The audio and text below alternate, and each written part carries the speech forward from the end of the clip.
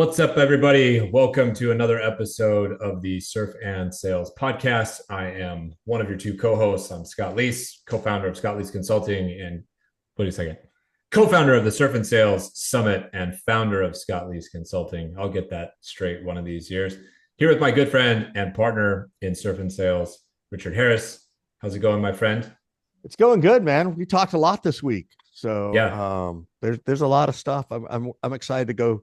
Even from today's pre-roll, I might have to go cut another snippet just for today. I have to go get a couple of these, I think, and Well, put we something might out. want to edit out the beginning where I don't even know that I'm the founder of my own company. No. That's the part. I'm not even worried about that. That's the least Well, of you're my not worried concerns. about that, but maybe that I look kind of stupid. I don't even know what I do for a living. Dude, that's just called Thursday. That's true. That's called So that's called a Thursday. yeah, Well, we appreciate everybody joining us today. We are brought to you by some of our good friends. First one I'm going to give a shout out to is a company called Tech Sales Accelerator. Check it out at techsalesaccelerator.com. Great place to launch your six-figure tech sales career in 2024 and beyond, even if you have no prior experience or a college degree. We're also brought to you by a little company called Orem that you might have heard of. Dial up your revenue. Orem is the AI-powered live conversation platform to supercharge sales teams, build relationships, and drive more pipeline over the phone. And Richard's good friends over at Peel AI. Did I get that right, Richard? get peeled AI.ai. Peel Get peeled. Yep. AI. Yep. Because, let's face it, the traditional methods aren't working anymore. And buyers are avoiding sellers. And 70% of buyers prefer a chatbot over a sales rep, which is not unusual. So they help align this information and help you communicate with your buyers in the headspace that your buyer's in, not where you think they should be. So it really helps on that conversational intelligence side of things as well. So please check them out at getpeel.ai. We are not yet at the place where podcast listeners prefer to listen to an AI. They still prefer listening to humans. So we are fortunate to have a human here with us today. His name is Gabe Lullo. He's the Nice CEO. transition. Well That's done. smooth. It's almost like I've done this a couple of times. The CEO and founder of a company called Alleyoop, and I'll let him tell everybody a little bit more about that. Also, I must say, he's also a member of the Bills Mafia along with me. So we've got that going for us. What's up, Gabe? Welcome to the show, man. Richard, Scott, huge fans of yours, as you know, and super excited to be here. And yes, I'm calling all the way from Buffalo, New York. This is where I live. And Let's so go. went to Orchard Park High School, right where the stadium is. So we grew up Bills Mafia, and I'm excited to be here. And thank you so much for having me. Yeah, Yeah, look, for I got sure. my first question for the two of you. My first question is, do I, play Kincaid at my tight end as well as Shakir as my wide receiver this weekend in fantasy football? Because I have both of them. Or do I only choose one? And if only one, which one do I choose? Like, this is what people come to That's the a Scott podcast for. question. You probably know it better than anybody. Oh boy. I'm going to tell you to stick with both. Yeah. All I'm right. going to tell Yeah. you to stick with Homer. both. You Yeah. Homer. Yeah. Yeah. Gabe, Yeah. tell everybody a little bit about Alleyoop and what you are building and what you are all about over there. Yeah, so we're a 15-year-old sales development agency. We build out and full SDR functions for companies that either are founder-led and looking to navigate into the sales development world, take that prospecting piece away from their existing AEs, all the way up to large enterprises. We actually were the founding SDR team for Orem. Not funny that you brought them up.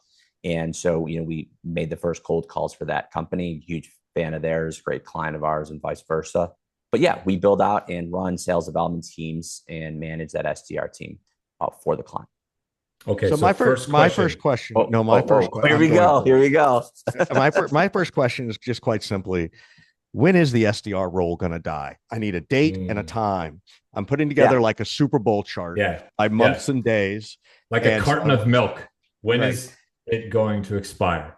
Maybe the time when we have AI people doing podcasts for us, and we're sitting on the beach surfing with Scott, and we're all having our AI guys talking to each other on a podcast. Maybe that's the time. I'm not sure. But you don't really have any fear that the SDR role is going to go away then. I think it's going to evolve. Like I think prospecting that is never going to be going away, right? So, we believe in three things right now. I like alliterations, which is calls, content, and collaboration, right?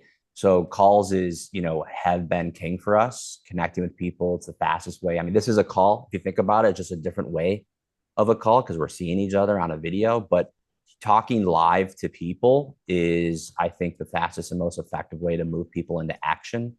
And that's a huge piece of the SDR role.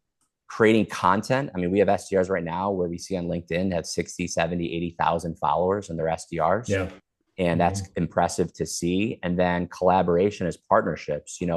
We're actually doing an amazing job with our partnerships for our own business, but also driving partnerships for our clients through the SDR.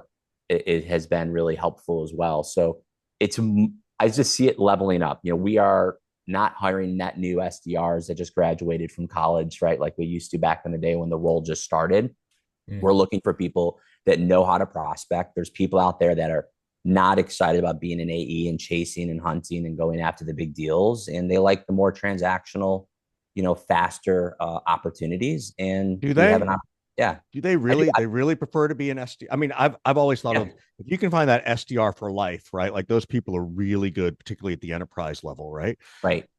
But I've always thought they were sort of few and far between. Are you saying they're more existent now? Which is fair. I'm asking you live in the world, so yeah, I think the SDR role, there is more opportunities for SDRs to stay long term, and there are opportunities for people who have been AEs that go back to the SDR role. But I also will say that in the SDR space right now, I would say more than ever before, we've been able to curate and keep them longer, and then they go into other markets as well. So we're seeing people get into the SDR space as an opportunity to learn, SaaS or learn a product or learn, that, and then migrate into others. And our reps are all hireable. We're very direct about that. So a client can actually come to us, use our team, and then eventually build and buy it themselves from us and morph into, higher positions from there. You mentioned SDRs driving partnerships.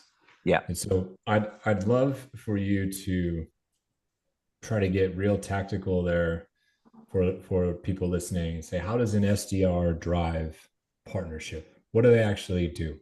Yeah, well, what we're learning is that partnerships is bigger and better than ever before. And we are taking that on ourselves. So used to be all of our business came from outbound. Now it's only 60% of our business comes from outbound. 40% of our business is coming from partnerships. So we're doing very similar campaigns that we do for ourselves, which we always test it out with us first before we bring it out to a client. But we have a unique scenario right now where we have a gentleman who actually buys Macintoshes at large scales from companies.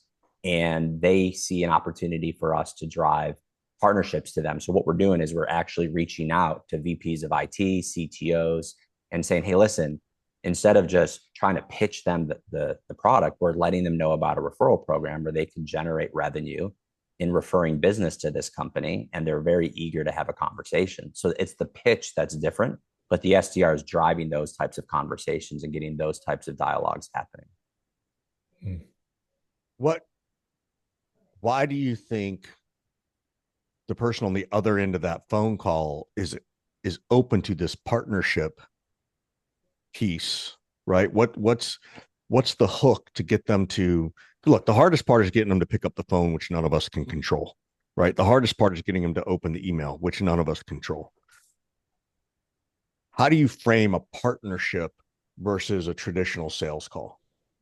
Yeah, I mean, I think that's self-serving for the partner, right? If they can generate revenue, if they can get income, if they can go ahead and have a side hustle or a side gig or something that they believe in and they can get behind, it's a lot easier of a conversation to start than it is to just try to sell them something. And it happens more organically, and it has definitely needs a human touch to have those types of conversations. And an SDR can do that. Yeah. What do you think? Do you really believe that people don't want to talk to a salesperson, or they just don't want to talk to people? Because I feel like they don't want to talk to a salesperson, but then they're stupid about making their decision, and then there's a bunch of regret later, which I know some studies have shown, right? Like, what is this drive to isolation, for lack of a better phrase? Yeah, I always say the best salesperson in the world are people that don't sound like salespeople, right? The better you are not sounding like a salesperson, the better you are as a salesperson. And so I do feel like people are salespeople resistant versus sales resistant. I mean, everyone wants better technology. Everyone wants better processes. Everyone wants better things that make their lives easier. But it takes a salesperson to get that to them. But at the end of the day, people are obviously more standoffish to communicate with salespeople. And that's why I think the SDR function is more important, not the junior one. The more business acumen, more escalated, more enhanced SDR is really important, because when you do have that person on the phone, which is more rare, you have to be very valuable and memorable. Yeah. So I'm going to shift this a little bit. You said earlier about, there is now this ability to hire a long-term SDR or more experienced SDRs, and not the kids coming out of college, right? Yeah. What are those kids coming out of college going to do for a job then? How are they going to get into the sales role? Yeah, I was asked that question. I think it's really about, customer service, getting into marketing, getting into customer service, getting on the phones, being, in a phone world, but not in a sales world, and having the ability to be okay with a high volume of calls, multitasking, your day on a lot of spreadsheets, and having a lot of moving parts and having good conversations. I think CS, even just tier 1 CS, is a great way to start to get that. So give them knowledge before you just throw them on the phone. Yeah, exactly. Like we used to. Imagine that, Scott. Yeah, Yeah, rather than there's a lot of tools right now. Yeah. I mean, there's a lot of tools right now that's helping with that. We just signed an engagement with actually a Forum Orem guy that just started his own company, and using AI to score. Essentially it's gone, but for the SDR space, right? It's scoring, training, role playing, getting people more prepared faster using technology, as opposed to just having them jump in the deep end like everyone's used to. Did you ever do customer service, Richard, when you were just getting your career started? No, but I oversaw a customer service team. Remember the company with where we were selling the newspaper subscriptions that I worked at? Oh yeah. Yeah. Oh yeah. That one was a fun one, but that was unique in about 1,000 ways. Yeah. I'm sitting here thinking to myself, okay, if I was just going to try to break into tech, break into sales, and I had to spend time in a customer service role, would I ever made it to sales? No, I don't think I would have. I know you wouldn't have. Yeah. So I'm not disagreeing with you. What am I trying to come up with the phrase? I'm wondering if that will be a deterrent for some people to enter into the profession. Yeah, I think there's still opportunities there. It's about what you're selling. Like if you're selling Verizon door to door, and if you're selling T-Mobile at the mall in the kiosk, like those are great sources for SDRs. But if you're saying I'm going to sell a $200,000 technical ACV product, and my first sales job is an SDR for that offering, I don't think there's space for that. Right? Yeah, there's too many experienced people out there. I wouldn't disagree. So it's an interesting transition. Yeah. It's a big transition period. 817,000 people on LinkedIn with the SDR as their profile.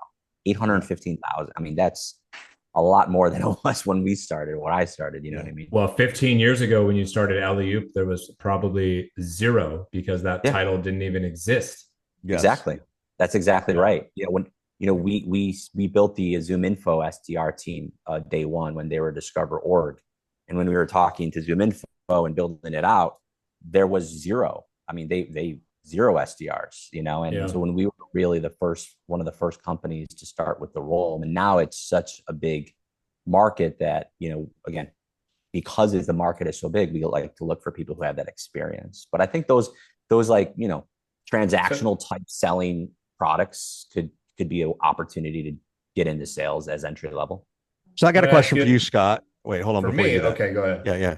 Well, going back to this, hiring someone from a customer support role, if someone came, let's say they did work at Xfinity in customer service or the bank in customer service, where part of their job was actually saving a sale, right? Saving a customer. Would you be intrigued enough to want to potentially hire that person?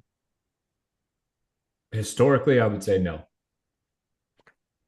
Historically, I would have said yes based on our work together. You would have thought I would say yes, or you would say yes yourself? No, I would have thought you'd say yes. So why No, would you I say don't no? think so. Because that's not, I did not optimize for people coming from a service world. My headspace at the time would be there's two different types of DNA. There's a service DNA and a sales DNA, and salespeople would never in a million years take a service role. That would have been my headspace 20 years ago, 15 years ago, maybe even 10 years ago. How about now? But now I'd be much more open to it. Okay. I would recognize things have changed quite a bit and the skill sets are completely different. 20 years ago when I got started in sales, you didn't need a fucking PhD in journalism in order to prospect, right? And you sure as hell didn't need to be a creative, movie director to create video content or any of these kinds of things. Like, what? That was not a skill set that was talked about. So I'm not optimizing for the same thing today that I did before. Right. Fair enough. Gabe and Alleyoop has been around for 15 years. Think about the evolution and the arc of like what you've sold, how you've sold it, and so forth. I have a question for you. How many times have you had to pivot the business in 15 years? Even if the pivot is relatively 1 degree left or right. I mean, we're pivoting all the time. I mean, we just launched a content program, to your point about creating videos for founders to, and it's really for our SDRs, right? It's just helping our SDRs have more value to use to drive meetings. But we just launched that because it's a new wave. Before we didn't email, we just cold called everybody, right. And we had inside sales dialer, and that was our way to do it. And now when Marketo came out, we're like, oh my God. Again, very similar. SDRs are all going to get fired. We're all going to only send emails. Everything's email automation. Teams were getting let go. And it was like last year all over again, where everyone's going to say AI is going to replace SDRs. And not that it isn't going to. I'm just saying that it was a very similar conversation. Similar vibe. Yeah. We had to pivot. But the content creation now is a fundamental part of the SDR's job. It's 100%. Also a fundamental part of the founder's job, you could argue.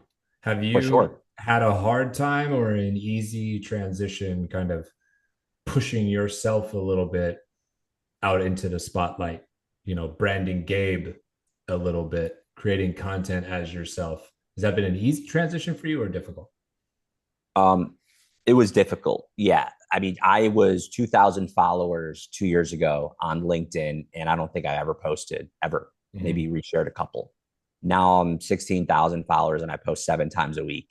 And so dramatic metamorphosis internally for our content. And it's been a game changer for us for sure. And so that was very awkward. I didn't know what a wireless lavalier mic was 2 years ago.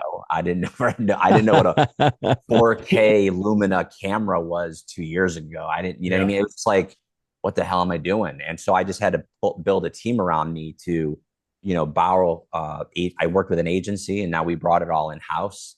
And so that the last 2 years has been a huge lift internally for us to start doing content. And now I have 7, I call them content creators, but they're all real employees, right? They all have day jobs. But they're also, I call LinkedIn essentially our company diary, right? So we're just like talking about what we're doing every week, and that's how we get content. Yeah. If you had been doing this for 15 years, you could read a whole story from start to finish of the Alleyoop company story, right? What's going on with somebody. Yeah. I have a stat that I heard, and I can't remember where I heard it from, and it's not a good stat for your industry. And so I want to ask you the question. I read a while ago that something crazy like 92% of people who partner with an outsourced SDR firm report a negative experience? Sure.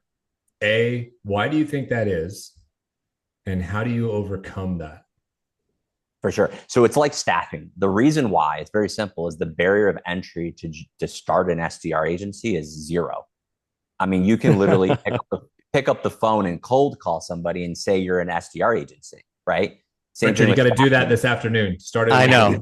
Yeah. The Right? Surf and Sales SDR agency. Yeah, exactly. I mean, I don't have an algorithm. I don't have a software. I don't have a proprietary, widget. I don't have an inventory. I don't ship things. Like, our tangible literally is we're a professional services business that prospects. So there's 2,500 agencies in our space that do what we do. So I would say majority of the reason why it's 92% is they're partnered with companies that unfortunately don't know what they're doing. It's very hard to know if they know what they're doing. We've been doing this for 15 years. We're the third largest in the United States, and the second largest, 80% of their business is one client. So, I think we're the second largest, right? So that, I would say, shows a lot. Also, 90% of the businesses that do what we do technically are just emailing only. So they're not even picking up the phone. They're not doing content. They're not doing LinkedIn. They're not, doing the hard. They're doing the lowest form of. Yeah, for sure. What y'all do. So you could argue, Richard, that we have the exact same problem in our businesses. Yes. That Gabe has dealt with. Yes, 100%. 100%. So so now that the role is morphed, right? And I'm asking for people who even have SDR teams, right? How do you try to break I have two questions. One is, how do you get your team to break down their time to focus on these different things, right? Because there is this piece of content creation that matters. There is this piece of knowing how to write something that's personable and personal. There is something about, you got to make the dials. Again, 5 or 10 years ago, even 5 years ago, it was really just about the dials and the emails, right? So how do you advise people when it's like, okay, well, this is how we're going to do it, right? Because it's not going to just be about emails and call volume. It's going to be about this ability to create recognition and comfort through social, right? Like that's what social is recognition and comfort, in my opinion, at a high level. How do you break down your reps' times to do all of those things? Yeah, it's all about structure, right? It's putting them in a F1 car is how I look at it, because RevOps is massive, scheduling is massive, and to be exact to your question, we have what we call a sprint schedule that we created, and our reps are doing 6 1-hour call blocks throughout the entire day, all on an Orem sales floor with video, like they're in a real sales floor room, and they're all rowing in the same direction. It's interesting. We also do 5 15-minute breaks and a 1-hour lunch in our day too. So hold on. I want to clarify. So you create a virtual sales floor. You create the bullpen so that everybody does still have that community of we're all in this together, and you can try and get the buzz, right? Like, I think that's the thing that a lot of the elder statespeople of sales are like, I miss the buzz, I miss the noise on the floor, right? The Wolf of Wall Street feeling, right, of walking into that sales floor. Well, not that much. We don't want to do that as the analogy. Yeah, it does always have to preface that. But when you look at that sales floor, right, the buzz, and we have a 1 to 8 rep to manager ratio. Again, everyone's on video, just like this Zoom call, and we're all working and rowing in the same direction. It's powered by Orem. It's great. And then we have, again, time blocks. So we're all on at the same time. We're off. We have a lot of breaks throughout the day, but even LinkedIn, we have it scheduled. So are you posting? Are you engaging? Are you creating content? We're actually coordinating that on the calendar for the SDR. Cool. So, and have you cracked the code on the LinkedIn algorithm? Best day, best time to post?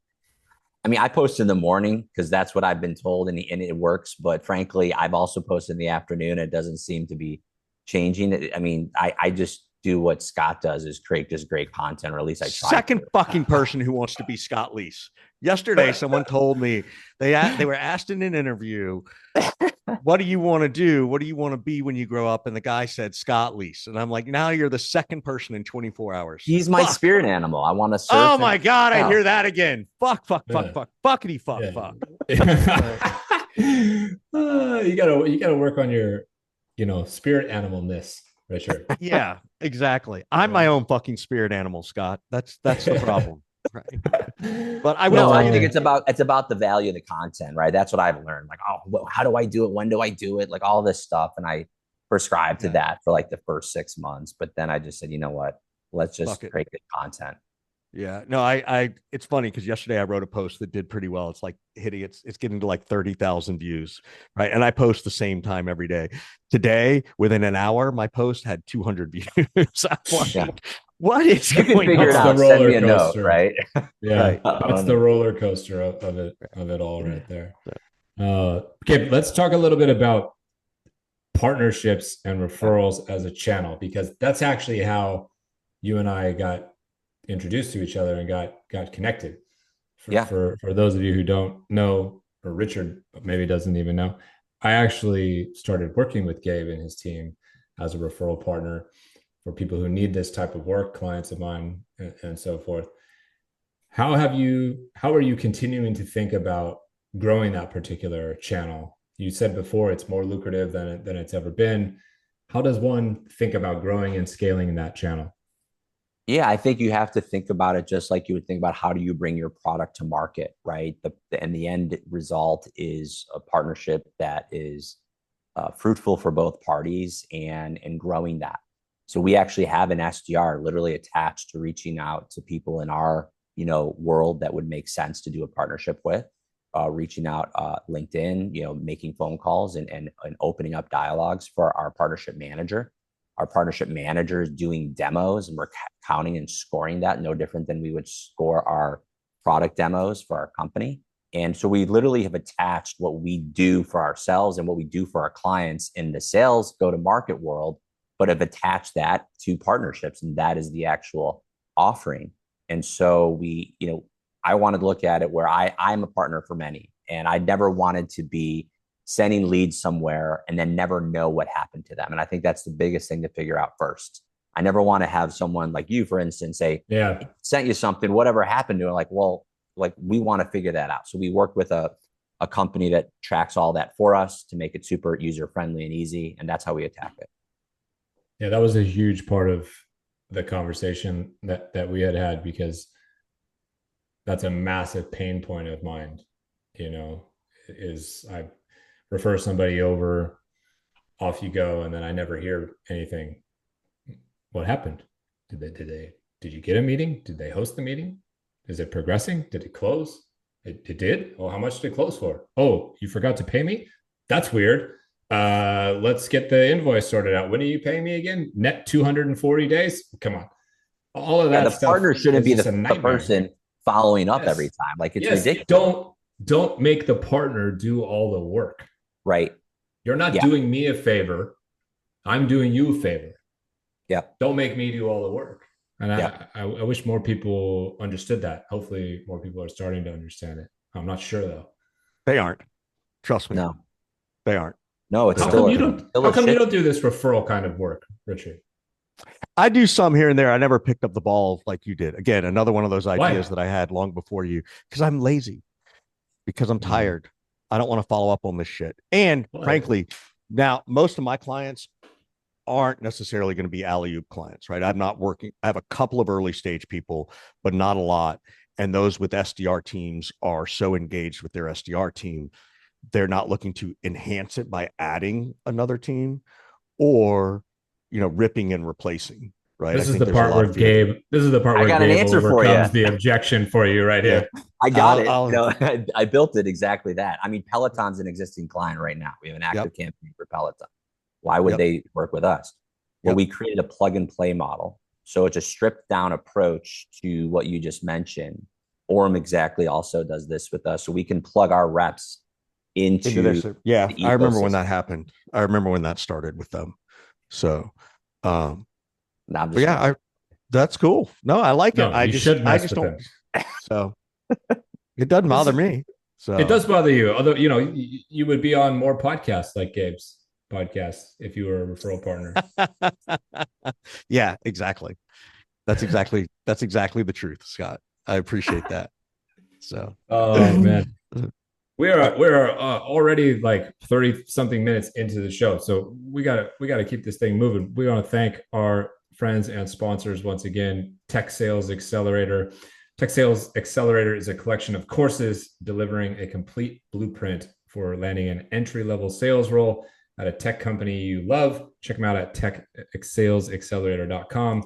And Orem has gotten like a million plugs in this episode. Yeah. They're getting all the bang for their buck. The sales engine that helps you reach the top. Orem is the all-in-one dialing platform for all-around better sales with a suite of products for coaching, analytics, and more. Check them out at orem.com. Yep. So, and our good friends over at getpeel.ai, they engage with humans in simple, audible conversations, learning about their needs based on where they actually want to be spoken to, that being your prospects and customers. So please be sure to check out getpeel.ai, mention Surf and Sales to any of these vendors, and Gabe says he'll pay half your first annual bill.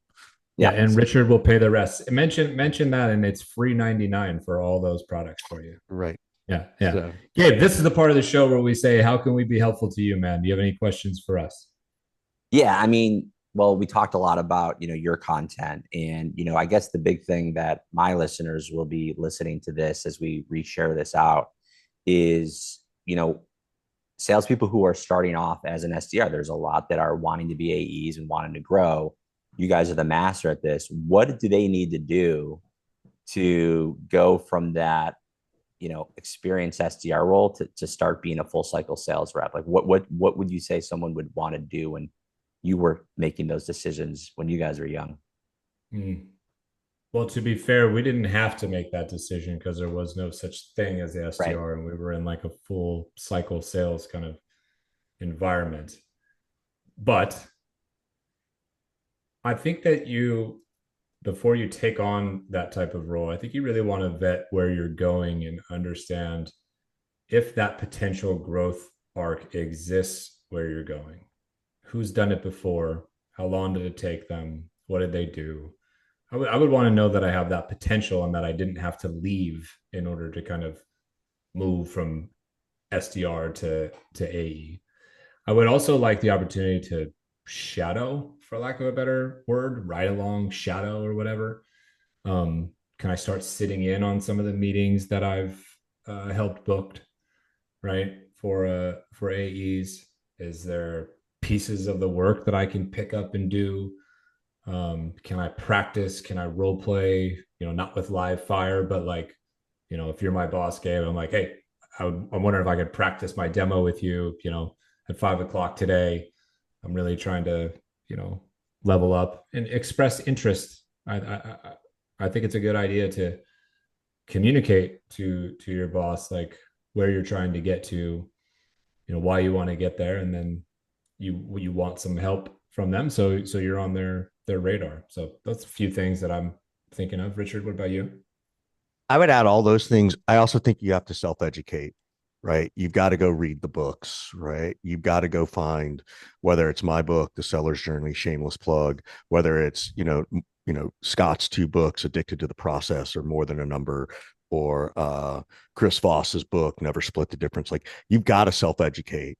Don't wait for someone to educate you, which I think goes to Scott's point about doing the ride-alongs. But even the ride-along still seeks a certain level of permission. Don't wait for permission, right? Like, go for it and just start self-educating yourself. And don't believe all the hype you see in the movies. Like, that's the other piece. So, but I wouldn't disagree with anything Scott said, shockingly. What's the movie hype that you're telling them to ignore? Just don't go watch Wolf of Wall Street or Glengarry. Like, just don't go, fall into that category of like, oh yeah, I'm going to turn into that. Or do you have a favorite sales movie? Me? Yeah. Not really. Some of you're a treasure trove of information on this particular subject. You don't have a single favorite sales movie? I would probably say, if I were going to choose a sales movie, I would probably say Shawshank Redemption, and what that guy, how he had to sell things internally and externally to get stuff done, and how smart he was to then figure his way to break out. Like, that to me is a deep, deep intellect of a sales movie. I thought you were going to say because he had to crawl through shit to get to where he needed to be. That's part of it. That is part of it. Better story. That's a great sales training right there. Better story. Yeah. You had a good you had a good idea, and Gabe executed it better. Absolutely, which is standard for me. Right. I'm like, how do I think of this as a sales story? I'm like, oh yeah, just going to the dumps. Yeah, I don't need to go watch a sales movie to see a sales movie. Right. I can find it other places. Gabe, what's the best way for people to reach out and connect with you and learn more about Alleyoop, man? Well, as we said, LinkedIn, man. You know, we're very bullish on LinkedIn. We post daily. There's a lot of amazing free content in our space there, talking about getting educated. And reach out. We will love to talk with you. Yeah, awesome. Be sure you mention Richard Harris so I can get that referral fee. Don't mention Scott. Go to Alleyoop and check out the website, and then type in coupon code Richard Harris for a 100% discount. Exactly. Yeah, good job. Paid for by Scott Leese. Paid for by me. Yeah. All right, everybody. We thank you for spending some time with us today. We appreciate your support on the Surf and Sales podcast. Thanks to Gabe, and check out Alleyoop and all of our sponsors. Richard, always good to talk to you, my friend. Always, my friend. We'll see you all again next time. Cheers. All right. Bye, everybody.